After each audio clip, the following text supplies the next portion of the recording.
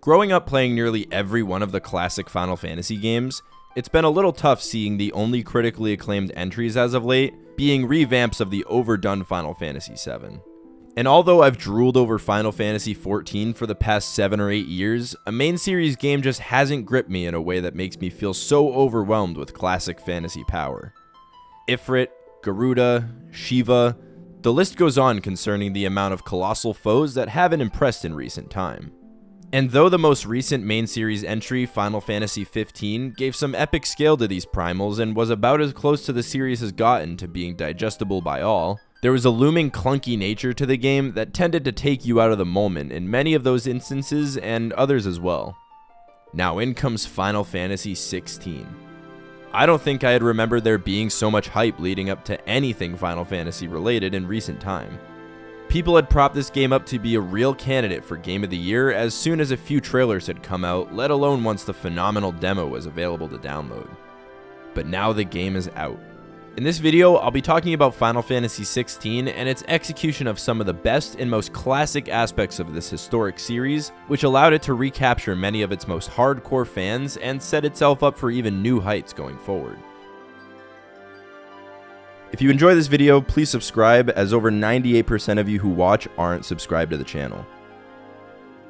To talk about the impact of Final Fantasy XVI on the series as a whole, we need to first talk about how it has turned away from the concept of turn-based combat which originated in the series' beginnings. This gameplay style was the foundation of the games that made this series popular, and it was a go-to for so many series trying to replicate it during the times of Final Fantasy I through VI. Then the series peaked with the entry that most identify as the poster child of Final Fantasy as a whole, Final Fantasy VII. I think what pulled more than just the hardcore fans into Final Fantasy VII was its switch to a sort of pseudo 3D environment. Let's be honest though, as time went along, more and more people either lost or didn't possess the attachment to this turn-based combat system entirely. And as more and more other games continue to innovate and use their 3D developments towards new creative gameplay mechanics, Final Fantasies and other JRPGs like it stay the same, or slightly innovated on an increasingly stale combat structure. Don't get me wrong, I'm an old school JRPG fan at heart, and the new entries of Bravely Default and Octopath Traveler have scratched that itch for a game like the old Final Fantasies that I've been wanting for so long. But over time, I've come to realize that, in reality, it's a very niche genre of gaming that was only getting phased out more and more as time went along and as I got older. After Final Fantasy IX, the series creator Hironobu Sakaguchi parted ways with Square Enix to start his own company, taking with him the creative direction that built this game's identity to what it had grown to be. His immediate absence from Final Fantasy X didn't seem to have a negative impact though, as this entry was one of the most critically acclaimed from the entire series at the time. And though this entry went back to the classic turn-based combat that the franchise was built on, the games would come to slowly change into something different. I'm not including 11 or 14 in this criticism as they're the MMOs of the series, but Final Fantasy XIII alone could be the culprit of pushing long-term fans over the edge. This game tried to save itself not once, but twice, as this game has 3 different releases under the same entry in the series. Final Fantasy already gets enough flack for just how many games have been released under its name, let alone the 13th main series entry throwing 3 of them into the mix, each of which got equally horrendous reception. Square Enix ended up finding itself in a tough spot as they knew that a transition to a more action RPG style to live up to the fast-paced expectations of the general consumer was necessary, but they didn't exactly know how to go about it in order to feel like they are still delivering on what their hardcore classic fans loved and anticipated to play. And after some serious lulls in main series Final Fantasy games, some of my favorite memories were made when Final Fantasy XV came out and brought an entirely new take on the series to the table. Gone were nearly any upfront traits that screamed fantasy, or anything Final for that matter. Ha? Get it? Final Fantasy? Okay, well if you came here for jokes, then here's a good one. No.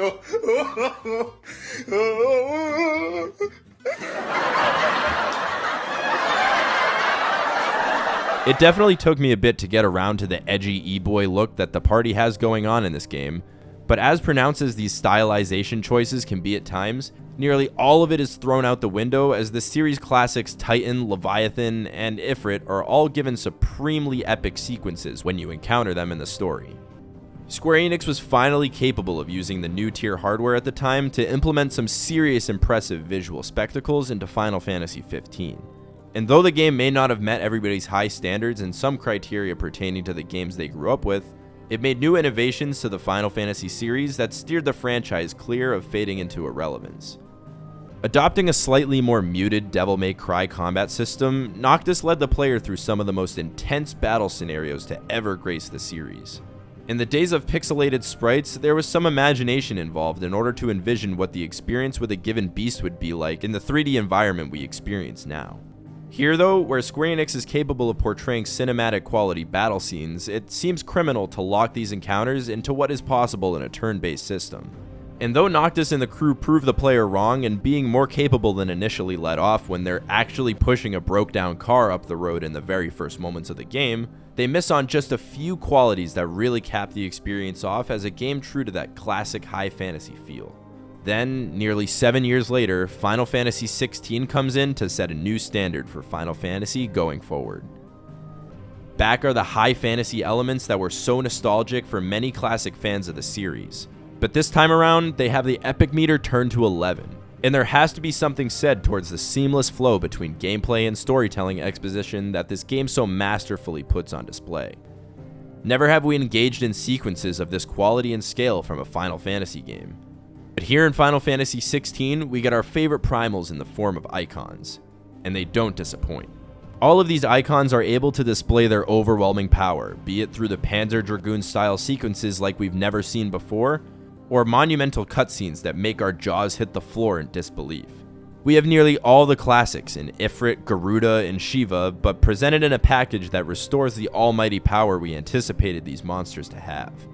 The previously mentioned seamlessness between when you feel to be in a cutscene and when the UI suddenly turns on provides a further escalation to the scale of the beings you're interacting with, since the grandiose feel of a cutscene and that of the battle sequences are almost identical.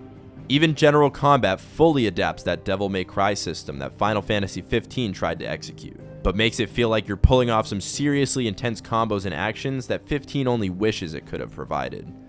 Overall, this feels like the first real Final Fantasy that places you in a similar environment to those of the classics like 3 through 5.